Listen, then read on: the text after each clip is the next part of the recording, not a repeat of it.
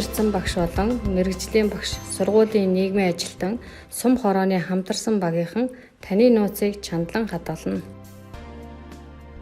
Хэрвээ танд хэн нэгэн ийм дохио өгвөл цагдаа болон оршин суугаа харьяа хүүхэд хамгааллын төв хүүхдийн тусламжийн 108 утсанд холбогдоорой.